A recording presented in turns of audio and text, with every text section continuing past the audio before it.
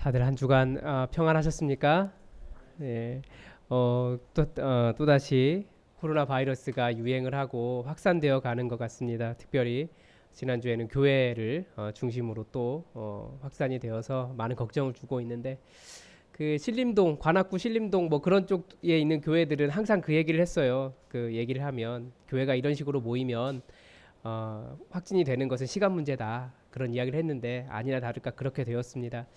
교회가 고위험 지역에 있는 건 맞는 것 같습니다. 그러니까 여러분 오실 때 항상 방역 수칙을 잘 지켜주시고, 오실 때 그 건강이 좋지 않거나 혹은 그 열이 나시거나 그러면 집에서 온라인으로 예배를 드리셔도 괜찮습니다.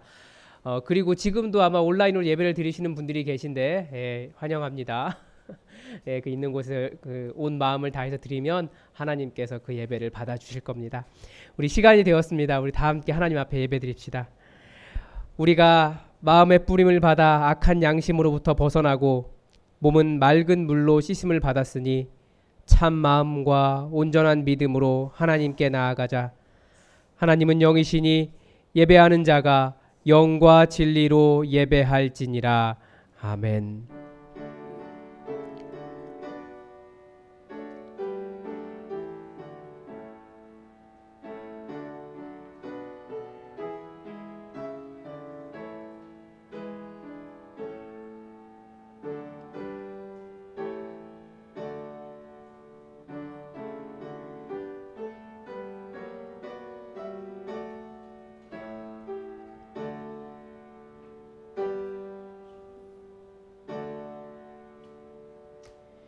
영원히 찬송과 경배를 받으실 하나님 아버지, 저희들은 오늘도 주님의 풍성한 사랑을 힘입어 이렇게 성전에 나와 예배를 드립니다.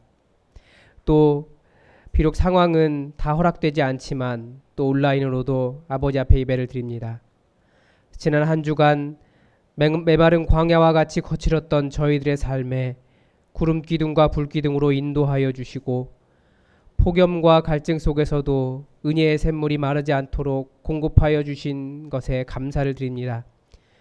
거룩한 주일에 베푸실 은혜를 사모하며 다시 한번 주님의 날개 아래로 모인 백성들에게 평안과 안식과 신령한 기쁨을 누리게 하여 주옵소서. 모든 영광을 성삼위 하나님께 올려드리오며 예수님의 이름으로 기원하옵나이다. 아멘. 다 함께 자리에서 일어나셔서 찬송가 29장 1절로 하나님 앞에 경배드리겠습니다.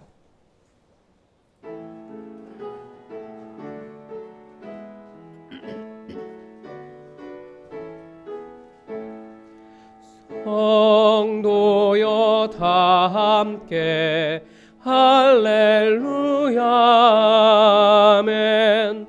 주 찬양하여라 할렐루야 아멘. 주 보좌 앞에서 택하신 은혜를 다 찬송하여라 할렐루야 아멘.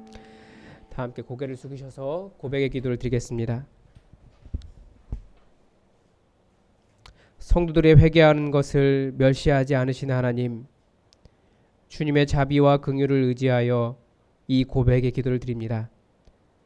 하나님께 영광을 돌리며 사는 것이 성도의 본분이라는 것을 잘 알고 있으면서도 저희들은 하나님께 예배하며 경배하기를 소홀히 했습니다. 이웃을 내 몸과 같이 사랑하며 사는 것이 가장 큰 계명이라는 것을 알고 있으면서도 저희들은 이웃의 고난을 못 본 채 하고 그들의 아픔과 눈물에 동참하려 하지 않았습니다. 기도를 쉬는 것이 죄라는 말씀도 알고 있었으나 저희들의 생활 속에서는 기도가 멈춘 지 오래되었습니다. 세상 사람들은 하나님의 뜻을 모르기에 죄를 짓는 것이오나 저희들은 주님의 뜻을 알면서도 죄를 짓고 있습니다. 연약하고 부족한 저희들을 불쌍히 여기시고 회개하는 모든 죄를 용서해 주옵소서. 예수님의 이름으로 이 고백의 기도를 드립니다. 아멘. 이제 다 함께 여러분의 목소리가 여러분의 귀에 들리도록 여러분의 죄를 하나님 앞에 고백하는 시간을 갖겠습니다. 그리고 이 코로나 사태를 위해서도 여러분 함께 기도해 주시기 바랍니다. 기도하겠습니다. 하나님 아버지 감사합니다.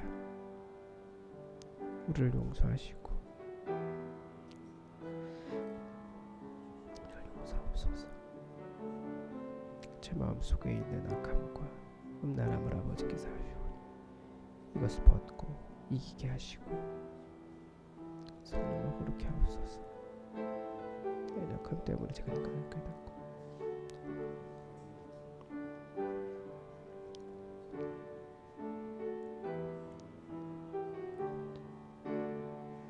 다른 것에 마음 상하지 않게 하시고 오로지 아버지 하나님의 나라를 위하여서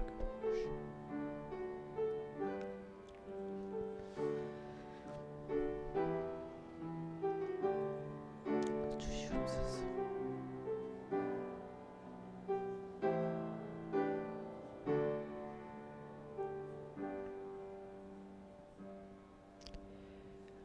여기에 우리를 용서하시는 하나님의 말씀이 있습니다.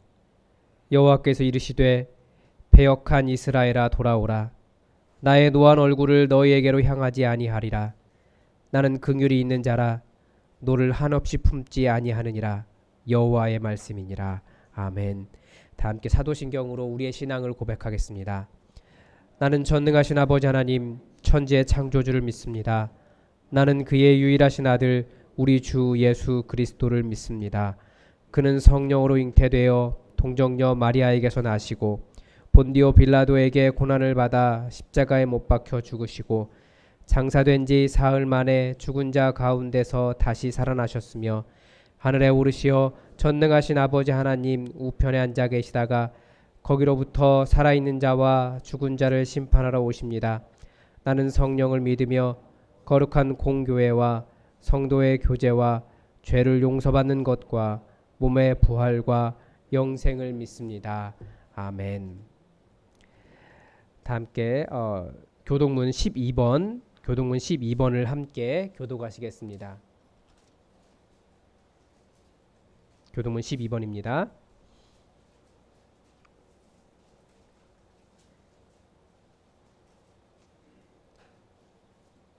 하늘이 하나님의 영광을 선포하고 날은 날에게 말하고 밤은 밤에게 지식을 전하니 언어도 없고 말씀도 없으며 들리는 소리도 없으나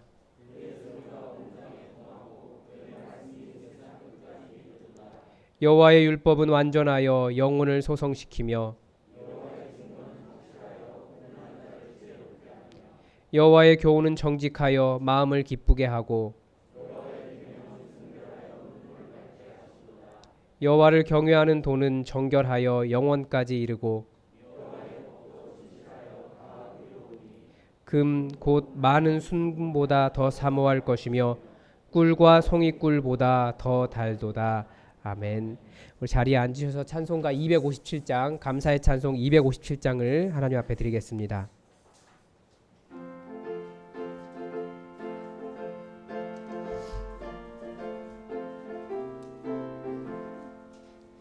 마음에 가득한 의심을 깨치고 지극히 평안한 마음으로 찬송을 부름은 어린 양 예수의 그 피로 속죄함 얻었네.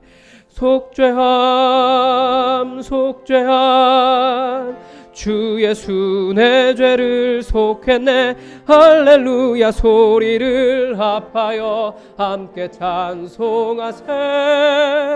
그 피로 속죄함 얻었네.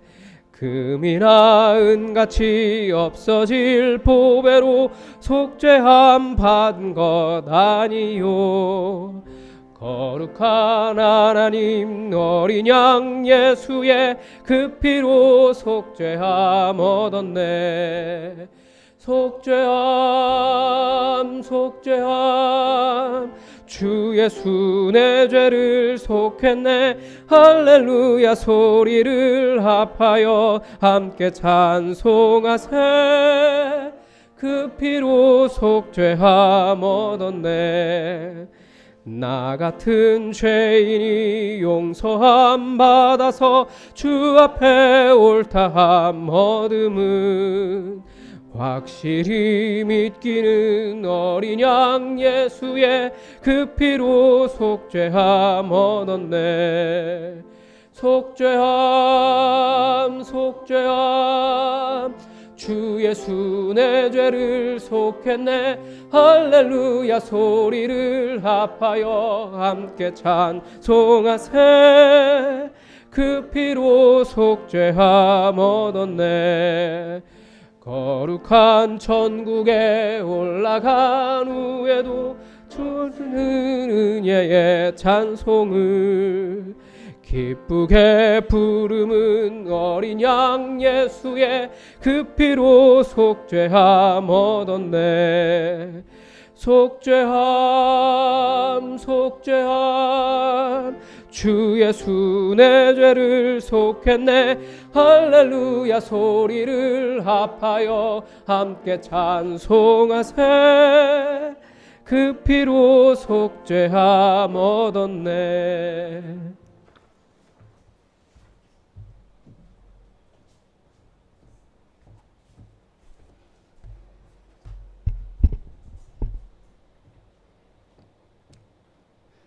세상 모든 이름 위에 가장 으뜸이 되시고 역사의 주관자 되시는 하나님 아버지, 존귀하시고 거룩하신 이름 앞에 경배와 찬양을 드려옵나이다. 코로나19로 인하여 우리의 삶이 큰 어려움을 겪고 있지만 오늘도 주님 전에 모여 예배할 수 있도록 인도해 주시니 감사를 드려옵나이다. 각 사람이 형편과 처지에 따라서 가정에서 영상으로 예배드리는 모든 성도들에게도 같은 은혜로 함께하여 주시옵소서. 하나님 아버지, 간절히 기도하고 나오기는 코로나 바이러스를 하루속히 물리쳐 주시옵소서. 너무나 많은 사람들이 생명을 잃고 고통 중에 신음하고 있사오니 지체하지 마시옵고 주님의 선한 능력으로 이 땅을, 이 백성을 모든 전염병과 질병으로부터 지켜주시옵소서. 하나님 알지 못하고 하나님을 부인하는 어리석은 사람들에게도 코로나19로 인하여 인간의 한계를 깨닫게 하시고 하나님의 도우심을 힘입지 아니하면 인간이 이 세상에서 한순간도 존재할 수 없음을 알게 하여 주시옵소서. 교회의 머리가 되시는 하나님 아버지, 우리 예수 품한 교회와 이 땅의 모든 교회들을 코로나19로부터 지켜주시옵소서.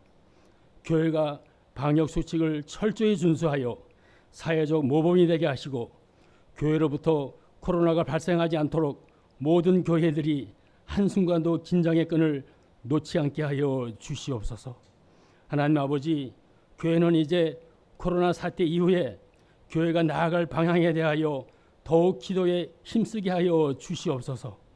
코로나 사태로 인하여 교회는 새로운 변화에 직면할 수밖에 없사오니 슬기롭고 지혜롭게 대처하여서 세상으로부터 신뢰를 회복하고 복음을 효과적으로 전할 수 있는 전화위복의 기회가 되게 하여 주시옵소서. 하나님 아버지, 우리나라 대한민국을 바로 세워 주시옵소서. 북한의 무모한 도발이 예상되는데 여야 정치권은 정쟁만 일삼고 경제는 더욱 피폐해지고 법과 질서는 그 기능을 상실하여 상상을 초월하는 끔찍한 번제가 연일 발생하고 부모로부터 학대받은 어린이들이 보호받지 못하는 우리나라를 바로 세워 주시옵소서. 주님, 황폐해가는 사람들의 마음밭에 성령의 단비를 내려 주시옵소서. 강팍하고 메마른 심령이 성령의 단비로 새싹을 틔우게 하시고 예수 그리스도를 영접하여 참된 평안과 영생의 기쁨을 누리게 하여 주시옵소서. 하나님 아버지, 오랜 가뭄 끝에 단비를 내려주시니 감사를 드리옵나이다. 타들어가는 농민들의 마음도 넉넉한 단비로 해갈되게 하시고 코로나로 인하여 메마른 우리의 심령도 성령과 말씀의 단비로 넉넉히 적셔 주시옵소서. 나라의 부름을 받고 내일 훈련소에 입소하는 민우롱 이수연 집사 아들 민동범 청년에게 하나님께서 항상 함께 하셔서 모든 훈련 과정을 잘 감당하고 믿음직하고 늠름한 대한민국 국군으로 나라를 지키다가 성숙한 믿음의 영사로 거듭나 건강한 모습으로 부모의 품으로 돌아오게 하여 주시옵소서. 하나님 아버지, 우리 교회 교우 중에는 육신이 연약하여 어려움을 당하는 성도가 있사옵나이다. 이영미 집사 딸 민주 엄마를 주님의 오른팔로 꼭 붙잡아 주시옵소서. 무사히 순산할 수 있도록 주님께서 도와주시옵소서. 이정순 집사 아들 사랑하는 젊은이가 모든 암세포로부터 깨끗이 치유되게 하시고 잠자는 영혼을 깨워 믿음을 회복시켜 주시옵소서. 표석영 집사 남편 안봉국 선생에게 은혜를 베푸셔서 기적적으로 회복시켜 주시니 감사를 드리옵나이다. 이제 모든 암세포가 완전히 소멸되어 깨끗이 치유되는 역사가 이루어지게 하시고 하나님의 살아계심을 증거하는 삶을 살아가게 하여 주시옵소서. 주님, 일일이 다 구하지 못하여도 우리의 형편과 처지를 살피시고 항상 돕는 은혜로 함께하여 주시옵소서. 하나님 아버지, 우리 예수 품안 교회의 성도들에게 항상 말씀의 꼴을 풍성히 먹이는 최철규 담임 목사를 성령의 오른팔로 붙들어 주시옵소서. 성령의 도우심을 힘입어 주의 일을 감당할 때에 피곤치 않게 하옵시고 영감을 더욱 민감케 하시어서 하나님의 말씀을 대언할 때 성령의 충만한 은혜가 넘치게 하여 주시옵소서. 오늘도 마음과 뜻과 정성을 모두 예배드리오니 우리의 예배를 받아 주시옵기를 원하옵고 예수 그리스도의 이름으로 기도드리옵나이다. 아멘.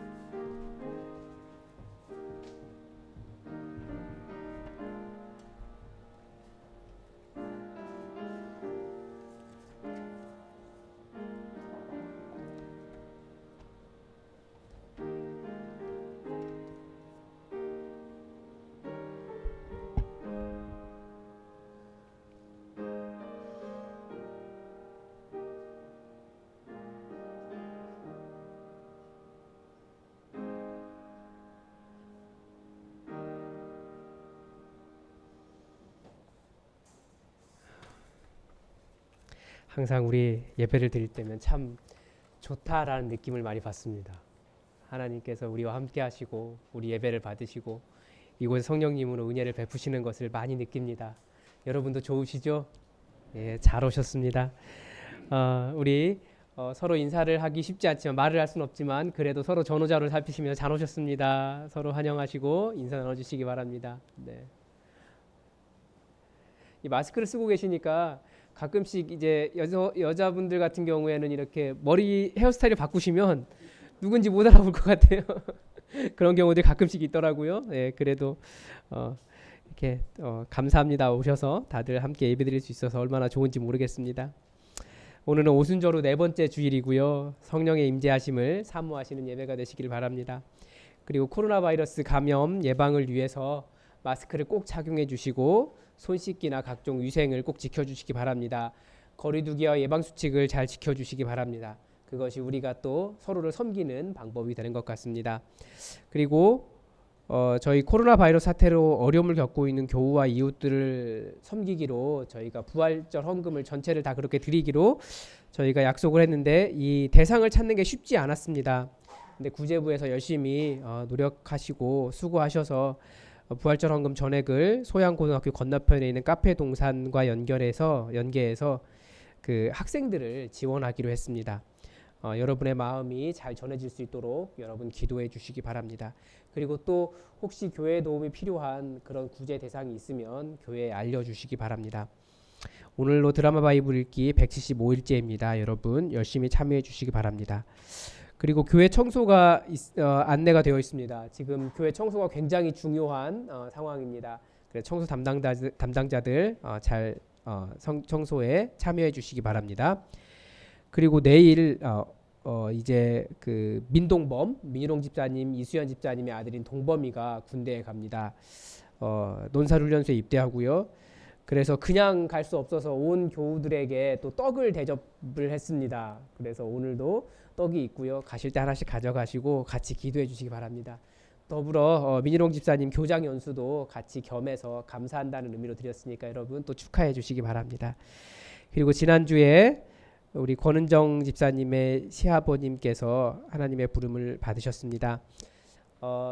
평창에서 장례식이 있었고요.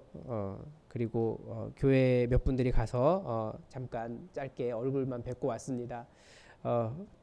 코로나 바이러스 때문에 또 집사님은 바로 오시지 못하고 2주간 좀 거리를 두고 오신다고 하셨으니까 오시고 나면 혹은 여러 가지 경로를 통해서 계속해서 위로해 주시기 바랍니다.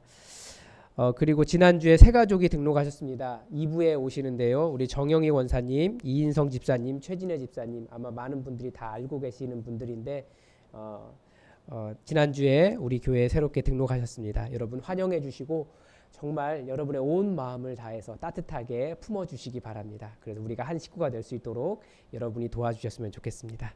우리 하나님의 말씀을 보겠습니다.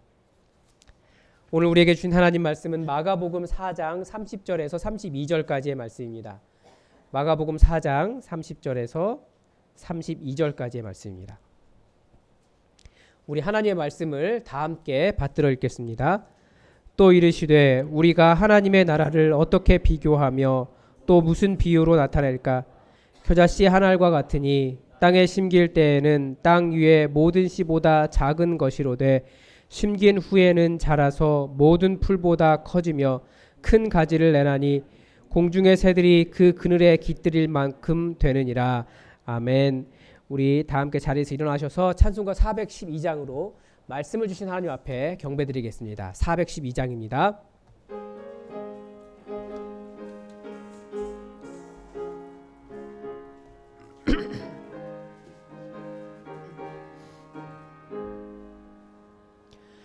내 영혼의 그 귀 깊은 데서 맑은 가락이 울려나네.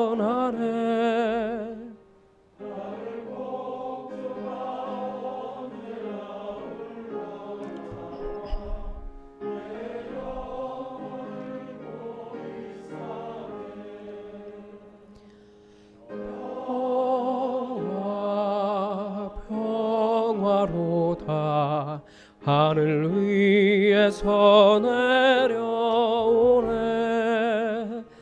그 사랑의 물결이 영원토록 내 영혼을 덮으소서. 내 맘속에 솟아나니 평화는 깊이 묻힌 보배로다. 나의 보화를 캐내어 가져갈 자 그 아무도 없으리라.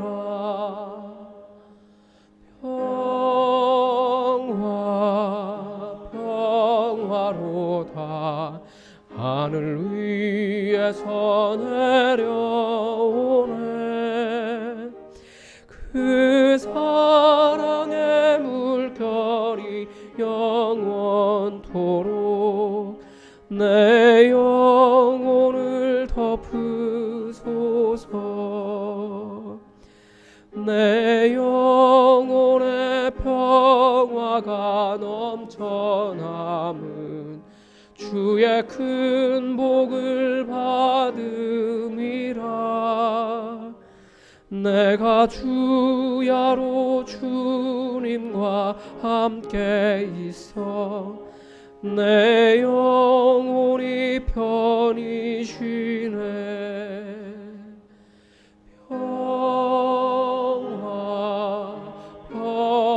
평화로다 하늘 위에서 내려오네.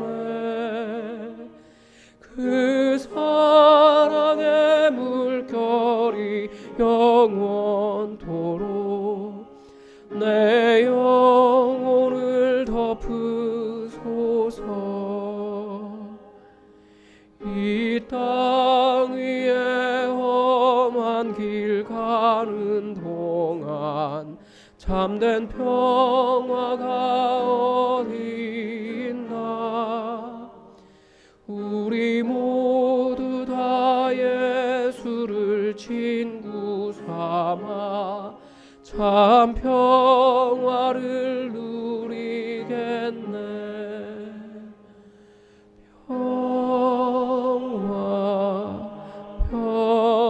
평화로다 하늘 위에서 내려오네. 그 사랑의 물결이 영원토록 내 영혼을 덮으소서.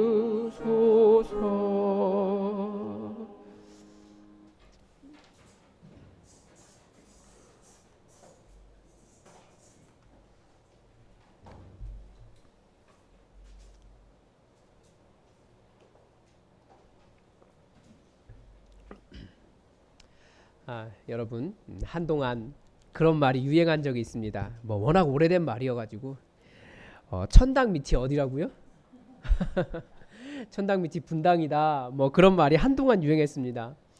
뭐 그 말이 처음 언제 정도부터 시작됐는지 모르겠는데 최소한 10년은 넘었는데 그 사이에 천당과 분당 사이에 중간계가 많이 생기긴 했습니다. 그런데 왜 사람들이 분당을 천당 밑이라고 그렇게 이야기를 했을까요? 뭐 잘 알죠. 교통도 편하죠. 주변 환경도 너무나 좋죠. 뭐 집도 좋죠. 뭐 그렇기 때문에 사람들이 천국이 있다면 이런 곳이 아닐까라는 생각으로 아마 천당 밑이 분당이다. 뭐 그런 농담을 만들어냈던 것 같습니다. 그만큼 사람들이 생각하는 천국, 천당, 하나님 나라는 뭐라고 할까요? 화려하고 반짝반짝하고 뭐 집도 넓고 주변 환경도 좋은 그런 곳을 사람들은 천당이라고 생각을 합니다. 그래서 그런 이야기가 있잖아요. 어떤 사람이 임종을 맞이하는데 베드로가 찾아왔습니다. 그래서 베드로가 이제 가자고 한 거죠. 그런데 이 사람이 이 세상에 모아놓은 것이 많으니까 금덩이를 짊어지고 막 힘들게 가고 있으니까 그랬대잖아요. 왜 보도블럭을 가져가려고 하냐고. 이 세상의 탐욕에 얽매이지 말라고 하는 풍자이기도 하지만 안타깝게도 여기서조차도 이 천국은 어떤 화려한 곳, 보도블럭은 금으로 돼 있고 뭐 화려한 보석과 황금으로 치장된 곳, 그러니까 분당이나 뭐 강남이나 그런 모습을 그려주고 있는 거예요. 천국이라고 하는 곳을. 물론 에스겔이나 요한계시록에 보면 하나님의 보좌를 설명하는 장면들이 있습니다. 하나님의 보좌 아래에는 뭐 청옥이라고 되어 있으니까 사파이어 같은 것들이 쫙 깔려 있는 것이 에스겔이나 요한계시록에서 가르쳐주고 있는 하나님의 보좌입니다. 그러니까 뭐 사파이어 타일에 황금 타일로 뒤덮여 있는 것이 하나님의 보좌라고 되어 있는데 뭐 그렇지만 탐욕을 내려놓자고 가르치면서 천국을 이 땅에서 누리지 못한 것을 누릴 수 있는 곳으로 가르치고 있는 것은 약간은 좀 또 다른 모순입니다. 천국이 보도블럭이 황금이기 때문에 그곳이 패러다이스입니까? 아니면 우리가 생각하는 그 따사로운 햇살에 누워서 모히또 가서 물디브 한잔 하는 뭐 그런 것이 패러다이스입니까? 이슬람은 그렇게 가르친다고 하잖아요. 폭탄조끼 두르고 다른 사람에게 가서 자폭을 하면, 그래서 많은 사람들을 죽이면 이 땅에서 누리지 못한 뭐라고 하죠? 그들의 말하는 천국에서 1000명의 미인과 함께 살 수 있다고. 정말 그렇게 가르친다면, 그게 사실이라면 정말 잔인하고 천박한 종교 아닙니까? 천당에 가는 이유가 여자랑 즐기려고 가는 거라고 가르치고 있는 거거든요. 그래서 만약에 우리도 역시 하나님의 나라를 그런 식으로 이 땅에서 누리지 못하는 것을 누릴 수 있는 쾌락과 탐욕의 정당화의 모습으로 가르쳐 준다면, 그런 가르침은 이슬람식이거나 아니면 아직도 탐욕을 십자가에 박지 못한 우리의 죄성을 정당화해 주는 것에 불과하다는 겁니다. 예수님은 천국을, 하나님 나라를 그런 식으로 가르쳐 주지 않으셨습니다. 예수님은 오늘도 씨앗을 통해서 천국을 가르쳐 주십니다. 그런데 분당과 같은 모습을 천당이라고 말씀하지 않으셨고, 이 땅에서 누리지 못하는 것을 소유할 수 있기 때문에 천국이다라고 말씀하지 않으셨어요. 다시 한번 우리가 예수님의 말씀을 들으면서 하나님의 나라는 이런 곳이구나, 우리의 생각을 바꿀 필요가 있습니다. 먼저 30절과 31절입니다. 우리가 하나님의 나라를 어떻게 비교하며 또 무슨 비유로 나타낼까? 겨자씨 한 알과 같으니 땅에 심길 때에는 땅 위의 모든 씨보다 작은 것이로되. 어릴 때 이 이야기를 들으면서 저는 정말 세상에서 가장 작은 씨가 이 성경에 나오는 겨자씨인 줄 알았어요. 우리나라에서 아마 우리가 눈에 볼 수 있는 가장 작은 씨는 채송화 씨? 뭐 이 정도 되는 것 같습니다. 그런데 저도 그래서 그것보다 더 작은 씨인 줄 알았습니다. 그래서 우리가 아마 보신 분들도 계실 거예요. 크기가 이게 들깨 지름으로 봐서 들깨 한 절반 정도 되는 것 같습니다. 그 정도 되는 작은 씨는 맞습니다. 그래서 겨자씨를 이제 신학대학원 가서 처음으로 봤거든요. 그런데 제가 보기에는 왜 예수님께서 겨자씨를 비유로 들으셨는지 잘 이해하지 못했습니다. 왜냐하면 그 씨는 정말 작기만 한 게 아니라 약간 울퉁불퉁해가지고 메말라서 못생겼어요. 약간 말라 비틀어져 있고요. 정말 볼품이라고 하나도 없고 잘못해가지고 그냥 그 먼지인 줄 알고 후 불어버릴 것 같이 그렇게 생겼습니다. 그런데 시간이 한참 지난 후에야 왜 그런 볼품없는 겨자씨를 하나님 나라의 비유로 말씀하셨는지를 깨달았습니다. 왜냐면 약간 저 닮았거든요. 이 사도 바울이 고린도 교회의 성도들을 향해서 이런 말을 했습니다. 형제들아, 너희들의 부르심을 보라. 육체를 따라 지혜로운 자도 많지 아니하며 능한 자가 많지 아니하며 문벌 좋은 자가 많지 아니하노다. 그러니까 고린도 교회가 아주 성장한 교회가 되었는데 실제로 그 사람들에게 지혜 있는 자도 많지 않았고 많이 배운 사람도 없었고 집안이 좋은 사람도 없었고 사회적인 배경이 괜찮은 사람도 그렇게 많지 않았다라는 겁니다. 그런데 하나님은 그들에게 성령을 부으셨고 그들에게 놀라운 교회 역사를 이루셨다라는 겁니다. 그러니까 그 사람들이 사회적인 배경으로 봤을 때는 많이 위축되었을 거예요. 그런데 하나님은 그런 사람들을 어떻게 하셨습니까? 너희는 하나님으로부터 나서 그리스도 예수 안에 있고 예수는 하나님으로부터 나와서 우리에게 지혜와 의로움과 거룩함과 구원함이 되셨으니, 즉 그런 어떻게 보면 사회적으로는 초라한 인생들이 예수님의 복음을 듣게 되니까 세상의 학식과 문벌과 부유함으로는 알지 못하는 하나님의 지혜와 하나님의 의로움과 하나님의 거룩함과 하나님의 구원이신 예수를 아는 존재가 되었다라는 겁니다. 그 하늘의 비밀을 아는 사람들이 되었다라는 겁니다. 그래서 비록 그렇게 볼품이 없고 말라 비틀어져서 아무런 기대도 갖지 않고 버려질 것만 같은 그런 겨자씨이지만 농부의 손에 들려서 땅에 심기면, 아니요, 굳이 농부의 손이 아니라 하나님께서 바람 불어서 모래처럼 흩날리다가 어느 땅에 심기면 그것이 생명이 되는 것이 겨자씨입니다.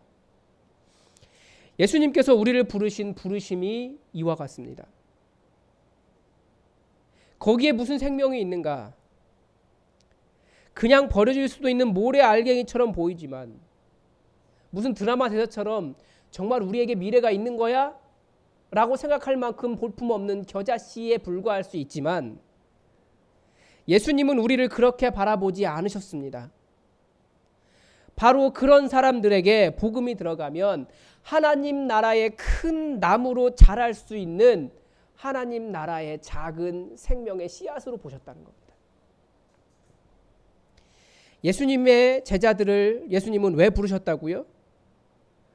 다른 사람들은 그 사람들 속에서 어부를 보았지만, 혹은 그저 나라와 민족을 배신한 나쁜 세리들로 보았지만, 예수님은 그 안에서 수많은 사람들의 영혼을 구원할 사람 낚을 어부를 보셨다라는 거예요.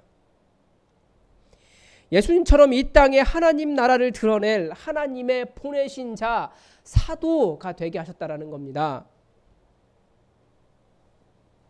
그게 바로 겨자씨예요. 심지어 성경은 예수님의 모습을 또 어떻게 묘사하고 있습니까? 예언된 예수님의 모습은 이래요. 그는 주 앞에서 자라나기를 연한 순 같고 마른 땅에서 나온 뿌리 같아서. 여러분, 마른 땅에서 나온 뿌리를 아십니까? 메마른 땅이기 때문에 뿌리를 내리지도 못하고 뽑으면 쑥 뽑히는데 아무런 영양분을 빨아들이지 못해서 초라한 그 모습을 아십니까? 그런 모양 같다는 거예요. 그래서 고운 모양도 없고 풍채도 없은즉 우리가 보기에 흠모할 만한 아름다운 것이 없도다. 그는 멸시를 받아 사람들에게 버림받았으며 간고를 많이 겪었으며 질고를 아는 자라. 마치 사람들이 그에게서 얼굴을 가리는 것 같이 멸시를 당하였고 우리도 그를 귀히 여기지 아니하였도다. 워낙 메마르고 보잘것없어서, 그게 예수님의 모습이라는 거예요. 고운 모양도 없고 풍채도 없고 흠모하고 산모할 만한 것이 아무도 없다라는 거예요. 요즘 세상처럼 목회자의 이 외모가 목회의 80%에 해당하는 이런 상황에서 예수님은 목회자를 한다 그러면 꽝이었다라는 거예요. 고생을 많이 한 얼굴, 사람들이 쳐다보지도 않을 것 같은 외모, 아니요 심지어 바라보다가 너무나 못생겨서 보고 싶지도 않다라고 고개를 돌릴 만한 그런 모습이 예수님이었다라는 겁니다. 그러니까 우리 예수님이 주변에 너무 많죠? 본인을 생각하시나 봐요. 그 모습이 예수님의 모습이었습니다. 그런데 하나님의 나라가 외모가 아니라 바로 그 생명의 씨앗 예수님에게서 나왔다는 겁니다. 세상이 여러분에 대해서 무엇이라고 평가한다 할지라도 예수님께서 여러분을 부르셨다는 것은 우리를 하나님 나라의 생명이 담긴 그 작은 씨앗으로 보셨다는 이야기입니다. 또 우리를 통해 하나님 나라를 드러내고 하나님 나라를 이 땅에 이룰 것을 기대하셨다는 겁니다. 그래서 하나님 나라는 천당 밑에서 나오는 것이 아니라 어떤 훌륭한 사회적 배경이나 학력이나 집안에서 나오는 것이 아니라 예수님 안에 심겨진 사람들, 바로 저와 여러분 속에서 하나님의 나라가 나옵니다. 그래서 복음을 아는 제자는 세상의 평가가 어떠하든지 하나님 나라의 씨앗이고 하나님 나라를 이룰 기대고 하나님 나라의 미래입니다. 그런데 이 작은 씨앗이 하나님 나라의 큰 나무로 자라는데 결정적인 전환점이 한 가지가 있습니다. 씨앗이 심기지 않으면 그 씨앗은 그대로 남는 겁니다. 아무리 좋은 씨앗도 심기지 않으면 싹이 나지 않고 자랄 수 없습니다. 그러니까 씨앗이 심기는 이유는 성장하기 위해서입니다. 그렇다면 우리의 질문은 이것이죠. 제자에게 심긴다는 것은 무엇인가입니다. 다른 말로 하면 제자가 성장하는 방법이 무엇입니까? 예수님께서는 제자들을 어떻게 하셨습니까? 나를 따라오라. 제자들을 부르셨고 몇 년 동안을 그들과 함께 하셨습니다.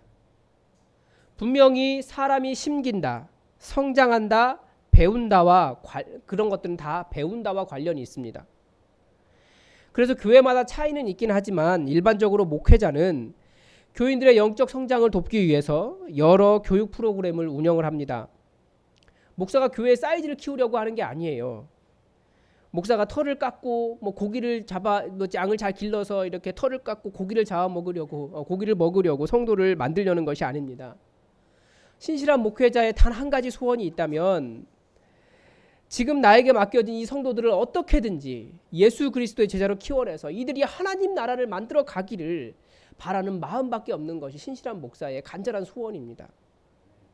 그런데 그 방법은 딱 하나예요. 배우는 수밖에 없어요. 그냥 교회 열심히 나온다고 그렇게 만들어지는 게 아닙니다. 배워야 됩니다. 계속 이야기하지만 지금까지 여러분이 좋은 성도가 되는 방법을 뭐라고 배워오셨습니까? 여러분 머릿속에 아마 이 세 가지가 들어있어요. 주일 성수, 11조, 주의 종에게 순종. 이 세 가지를 지금까지 여러분은 열심히 배워오셨습니다. 지금 제가 얼마나 위험한 이야기를 하는지 아시겠죠? 저는 아무것도 누릴 수 없고 그렇게 되는 상황이에요. 그렇지만 이것이 잘못 해석하면 교회 안 나와도 된다, 11조 안 해도 된다, 목사 말 안 들어도 된다, 이렇게 해석될까 봐 두려운 것이 사실이지만, 그렇지만 그게 정말 하나님 나라를 만들어가는데 결정적이고 핵심적인 일이냐라는 것에 대해서 우리가 한번 다시 생각해 봐야 한다는 겁니다. 정말 간절한 마음으로. 바른 교회가 되지 못한 채 그런 것만 강조한다면, 그래서 무너져야 하는 교회라면 무너져야 하는 게 맞다는 겁니다.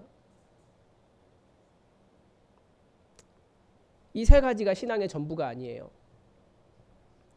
일상이 제자로서의 삶이 아닌데 주일에만 교회 나온다고 주일 성수가 된 것입니까? 그러면 모든 것이 다 용서가 됩니까? 정당한 수입이 아니라 다른 사람 속이고 다른 사람 억울하게 하고 줘야 될 돈 주지 않고 그렇게 번 돈이면서도 11조만 드리면 용서가 되는 겁니까? 주의 종에게 순종해야 한다고 불의를 정의라고 주장하고 있는데 그것이 말이 되는 겁니까? 교회가 전통적으로 지속적으로 가르쳐온, 아니 주입해온 이 세 가지 가르침은 좋은 교인은 길러왔을지 몰라도 좋은 제자, 정말 하나님 나라를 만드는 데는 큰 도움이 되지 않았습니다. 예수님의 가르침과도 큰 관계가 없습니다. 예수님은 우리에게 하나님 나라를 주셨고 하나님 나라를 이루기를 원하셨는데 이 세 가지 가르침이 그렇게 하나님 나라를 만드는데 얼마나 기여를 하고 있는지 우리가 생각해 봐야 됩니다. 예수님의 하신 일 한번 보십시오. 예수님은 귀신을 쫓아내셨고 병든 자를 고치셨고 눌린 자를 자유롭게 하셨고 사람들에게 안식을 주셨는데 우리가 세워나가는 하나님의 나라는 어떤 곳입니까? 어떤 모습입니까? 지금 코로나19 때문에 어떤 모습으로 변할지는 모르지만 그래서 어떤 식으로든지 제자 훈련을 반드시 하려고 합니다. 일주일에 한 번씩 만나서 성경 공부할 겁니다. 그러나 그런 공부도 전부가 아니에요. 예수님이 가르쳐 주신 것은 말씀에 대한 공부만 있는 것이 아니라 계속해서 기도를 가르치셨고 또 말씀을 읽을 수 있도록 훈련하셨고 또 복음을 전하는 일, 일상의 문제를 복음으로 싸워 나갈 수 있도록 제자들을 길러내셨고 훈련하셨습니다. 그래서 제자의 심긴다는 배운다와 함께 훈련한다, 다 같은 말이 됩니다. 무엇 때문입니까? 꼭 기억하십시오. 예수님께서 우리에게 주신 하나님 나라를 이루어야 하기 때문입니다. 이 일을 위해 제자 훈련을 하겠다고 공고가 나면 여러분 모두가 다 제자 훈련에 참여하시기 바랍니다. 이때 아멘이 드릴 줄 알았는데요. 아멘. 네. 이 작은 겨자씨 하나의 마지막 모습을 통해 우리는 하나님 나라의 이상, 하나님 나라의 비전을 더 명확하게 볼 수 있습니다. 이 씨앗이 무엇이 되었습니까? 이 32절에 보니까 심긴 후에는 자라서 모든 풀보다 커지며 큰 가지를 내나니 공중의 새들이 그 그늘에 깃들일 만큼 되느니라. 예수님께서 그려놓으신 하나님의 나라의 모습이 무엇입니까? 자라서 모든 풀보다 커지며 큰 가지를 내고 공중의 새들이 그 그늘에 깃들이는 것입니다. 여러분 이 모습을 한번 그려보십시오. 자라서 모든 풀보다 자라고 큰 가지를 내고 그 중동의 뜨거운 햇볕을 피해서 그 가지와 그늘에 수많은 새들이 깃들어 있는 것이 보이십니까? 그리고 그 새들의 제잘거림이 들리십니까? 그들이 어떻게 쉬고 있는지 그 안식이 보이십니까? 이 천국의 큰 나무의 비전 속에서 혹시 처음 서론에 말씀드렸던 우리가 생각하는 천국과 비슷한 모습이 있습니까? 나를 위한 천국이 아니라는 거예요. 나의 고통이 없는 곳, 내가 편안하게 쉴 수 있는 곳, 하나님 나라는 그런 곳과는 차이가 좀 있습니다. 물론 누군가는 쉬기는 하죠. 천국의 큰 나무가 되어 고생과 수고가 가득한 사람들이 가득히 쉬어갈 수 있는 안식이 있는 곳이 하나님 나라입니다. 좋은 집이어서, 좋은 환경이어서, 돈이 많아서, 화려해서, 그래서 하나님 나라가 아니라 많은 사람들이 안식을 누리고 쉴 수 있기 때문에 내가 그것을 제공하고 만들어내고 사람들에게 줄 수 있기 때문에 하나님 나라라는 겁니다. 우리가 성장해야 하는 이유, 신앙생활을 열심히 하는 이유가, 기도하는 이유가 이 하나님 나라를 만들기 위해서입니다. 우리는 여기에 교회를 세웠는데 이 교회가 어떤 교회가 되어야겠습니까? 정말 수많은 사람들이, 고단한 사람들이, 지친 사람들이 안식을 누릴 수 있는 곳이 교회여야 합니다. 우리가 주일마다 마가복음을 살펴보고 있는데 이 씨앗들의 비유 직전까지 예수님께서 어떤 논쟁을 해오셨는지 우리가 계속 기억하고 계실 겁니다. 다 바리새인들과 사두개인들이 만들어가고 있는 하나님 나라가 아니라는 겁니다. 그들이 만드는 하나님 나라는 하나님 나라가 아니라 자기들의 입맛에 맞지 않으면 누구든지 정죄할 수 있는 그들의 나라였습니다. 어떤 지친 새가, 어떤 고난 속에 있는 힘든 사람이 그 안에서 쉬어갈 수 있었겠습니까? 무엇보다도 그 안에 있었던 핵심적인 논쟁은 안식일 논쟁이었습니다. 그들의 안식일은 모세가 준 율법이라며 안식이라는 단어와는 어울리지 않게 무거운 짐을 사람들 위에 짊어지게 하는 것이었습니다. 병든 사람은 안식일에 치료받지 못했고요. 의를 행하고 사람을 살리는 일조차도 안식일에는 제한을 받았습니다. 그러나 율법이 가르치는 진정한 안식일의 의미는 내가 쉬어서 내가 아무 일도 하지 않아서 다른 사람도 나와 관련된 모든 사람이 쉬게 해주는 것이 안식이다라고 말씀은 가르쳐 준다라고 말씀드렸는데, 이 안식의 개념과 예수님이 가르쳐 주신 하나님 나라가 똑같지 않습니까? 그래서 우리는 유사천국에 조심해야 돼요. 유사품에 주의하세요. 서론에서 유사천국이라고 말씀드렸습니다. 좋은 집, 좋은 환경, 부자가 되는 것, 내가 편안한 것을 천국이라고 생각하지만 그것은 천국이 아닙니다. 물론 개인에게는 천국이죠. 그런 것을 정죄하려고 드리는 말씀이 아니에요. 그런 것을 누리는 것이 잘못되는 것이 아니에요. 사도 바울은 부한 데도 처할 줄 알고 낮은 데도 처할 줄 안다라고 말했습니다. 그것을 정죄하려고 하는 게 아니에요. 다만 그것을 누리면서 나만의 천국을 이루려고 하고 그것을 천국이라고 말하는 것이 틀렸다는 겁니다. 하나님께서 가르쳐 주신 천국은 나만 천국을 누리는 것이 아니라 자랐으면 다른 사람에게도 천국을 누리게 해주는 것이 하나님 나라라는 겁니다. 우리는 유사천국을 많이 봅니다. 작은 일들에서 많이 봐요. 어제 제가 어떤 상점에 갔는데 제가 먼저 줄 서 있는데 어떤 아주머니께서 제 앞에 물건을 탁탁 놓으시더니 계산을 먼저 하셨어요. 미안했던 건지 저를 한번 쳐다보셨습니다.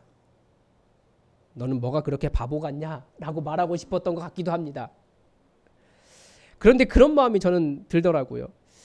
처음 든 생각이, 야, 혹시 저분이 교인이면 야, 큰일 나겠다. 두려운 마음이 들었습니다. 혹시 만약에 그분이 교인이었다면 그분은 천국을 누렸어요. 자기 마음대로 했고 보니까 점원에게 반말로 계속 이야기하고 뭐 그러시더라고요. 그런데 자기는 천국을 누렸을지 몰라도 다른 사람에게 천국을 주지 못했다면 그건 천국이 아닌 겁니다.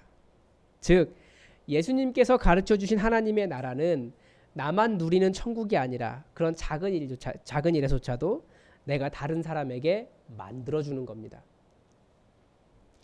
다시 한번 지금까지 우리가 배운 천국을 한번 떠올려 보십시오.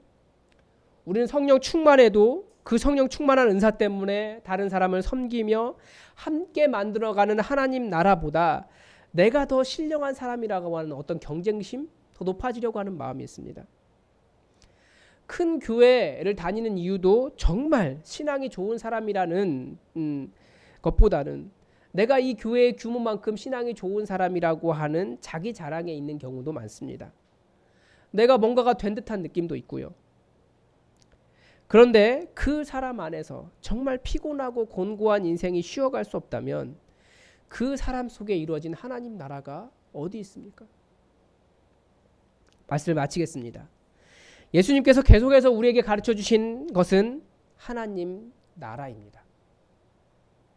우리는 하나님 나라에 대해 여러 가지를 이야기합니다. 하나님 나라는 하나님의 주권이 선포되는, 하나님의 통치권이 선포되는 곳이다 라고 말하기도 하고, 정의와 공의가 바로 선 곳이다 라고 말하기도 하고, 하나님 나라는 교회다 라고 직접적으로 이야기도 하고, 아니면 미움과 다툼이 없고 용서와 사랑이 있는 곳이다 라고 말하기도 하고, 성령이 충만한 곳이다 그렇게도 말하기도 하고, 많은 말을 합니다.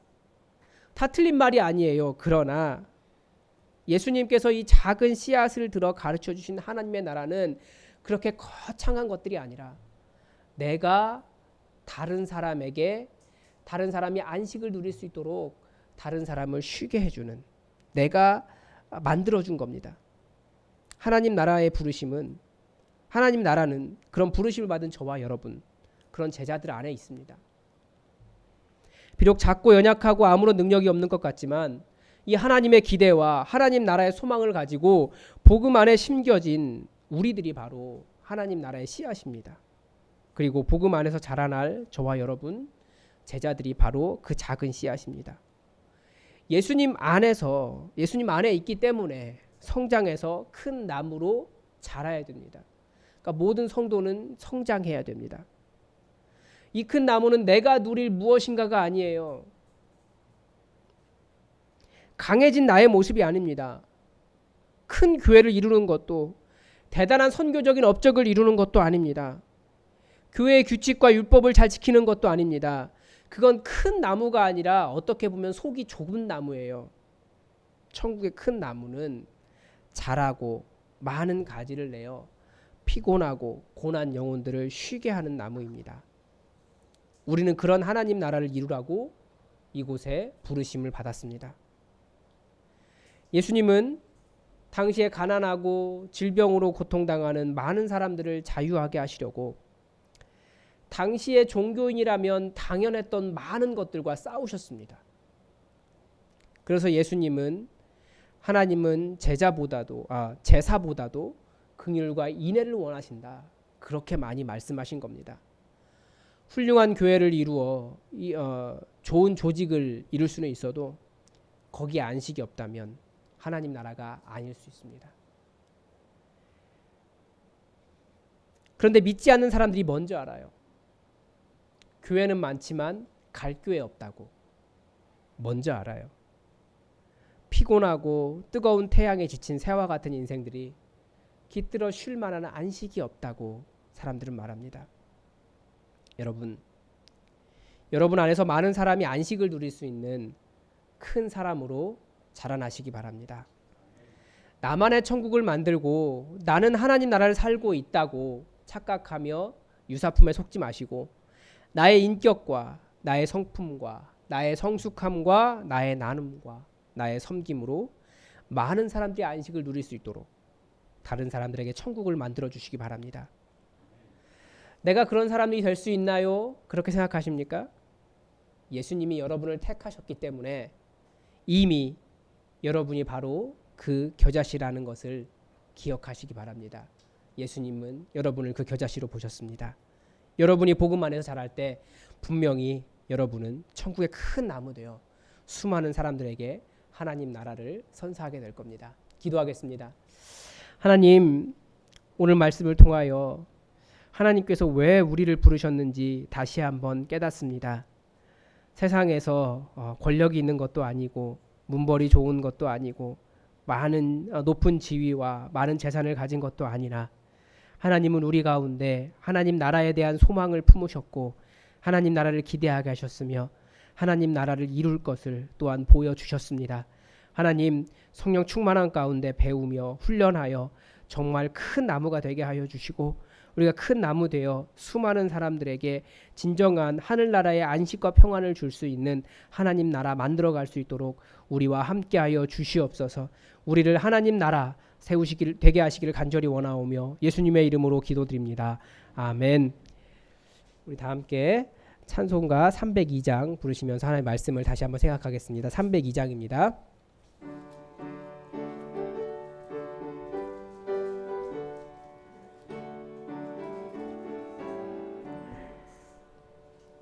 내 주 하나님 넓고 큰 은혜는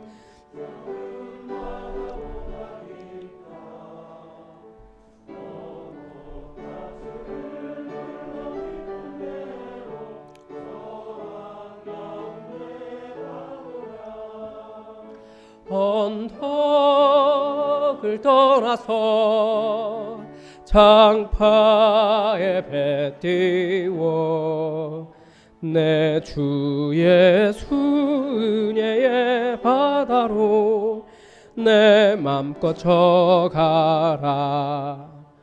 왜 너 인생은 언제나 거기서 저 큰 바다 물결 보고 그 민 모르는 깊은 바닷속을 한 번 헤아려 안 보나. 언덕을 떠나서 창파에 배 띄워 내 주 예수 내 맘껏 쳐가라. 많은 사람이 얕은 물가에서 저 큰 바다 가려다가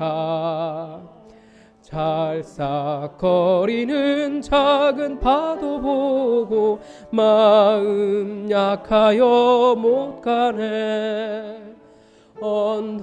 언덕을 떠나서 창파에 배 띄워 내 주 예수 은혜의 바다로 내 맘껏 쳐가라. 자 곧 가거라. 이제 곧 가거라.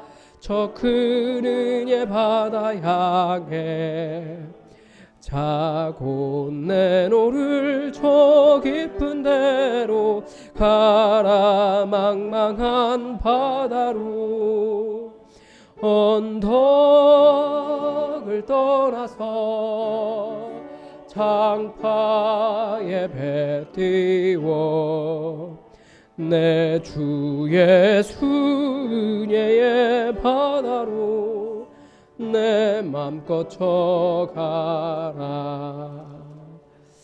아멘. 다 함께 자리에서 일어나셔서 찬송가 50장 1절을 부르시면서 하나님 앞에 예물 드리겠습니다.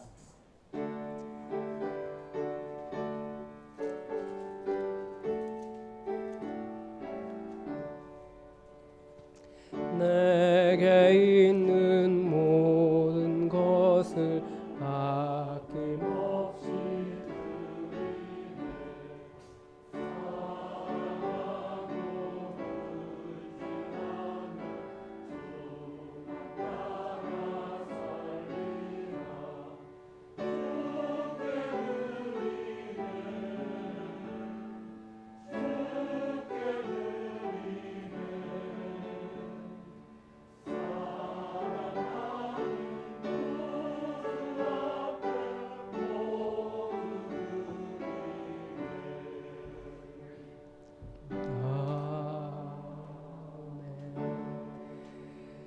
드리신 예물 위해 기도하겠습니다. 하나님, 누구보다도 긍휼과 은혜가 풍성하셔서 하나님의 자녀들을 사랑하시고 하나님의 나라를 만들게 하시려고 우리를 불러주신 것을 우리가 알고 있습니다. 하나님, 이 귀한 작은 겨자씨들이 그 연약한 삶의 과정 속에서도 하나님께 믿음을 고백하며 귀한 예물 아버지 앞에 정성껏 봉헌하여 올려드립니다. 하나님, 그 사랑과 하나님의 그 풍성하신 긍휼과 하나님의 그 풍요로운 것들로 우리 성도들에게 정말 말씀에 약속하신 대로 땅에 쌓을 곳이 없도록 가득가득 부어 주시옵소서. 무엇보다도 하나님을 아는 지식이 넘쳐나게 하여 주시고 성령으로 충만케 하여 주시옵소서. 매일매일 하나님의 은혜로, 넘치는 은혜로 하나님의 은혜를 고백하며 살게 하시고 그의 삶마다 찬양이 끊어지지 않도록 주님 역사하여 주시옵소서. 강건케 하여 주시고 평안케 하여 주시고 하나님 삶이 형통케 하여 주시고 하나님의 은혜를 손에 쥐고 하나님 손잡고 살아가는 귀한 믿음의 사람들 되게 하여 주시옵소서. 그래서 이들이 하나님 나라의 큰 나무가 되어 수많은 사람들에게 하나님 나라를 제공하며 선사하며 또 그들에게 하나님의 평안을 끼칠 수 있는 좋은 복된 사람들 될 수 있도록 인도하시고 성장시켜 주시옵소서. 주님께서 그 누구보다도 사랑하는 아버지의 마음으로 우리 성도들과 함께 하시기를 간절히 원하오며 예수님의 이름으로 기도드립니다. 아멘. 다 함께 찬송가 569장 함께 찬양하겠습니다.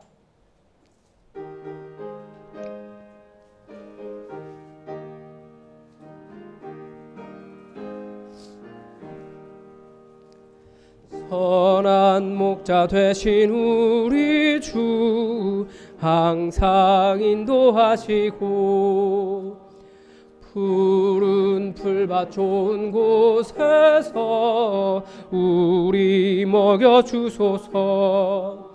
선한 목자 구세주여 항상 인도하소서.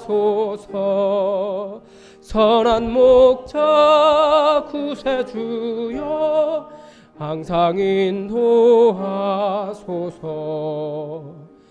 양의 문이 되신 예수여 우리 영접하시고 길을 잃은 양의 무리를 항상 인도하소서. 선한 목자 구세주여 기도 들어주소서. 선한 목자 구세주여 기도 들어주소서. 흠이 많고 약한 우리를 용납하여 주시고 주의 넓고 크신 은혜로 자유 얻게 하셨네. 선한 목자 구세주여 지금 나아갑니다. 선한 목자 구세주여 지금 나아갑니다.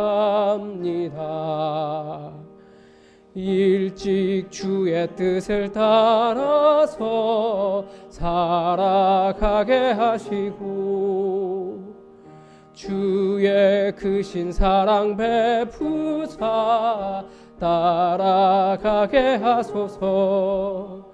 선한 목자 구세주여 항상 인도하소서. 선한 목자 구세주여 항상 인도하소서. 아멘.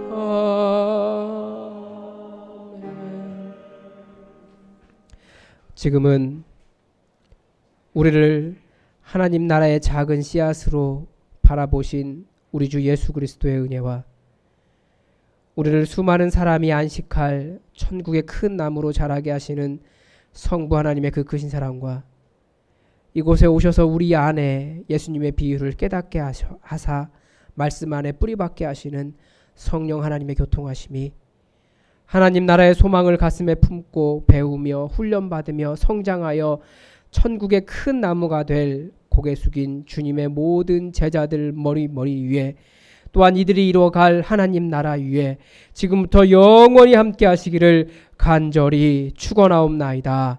아멘.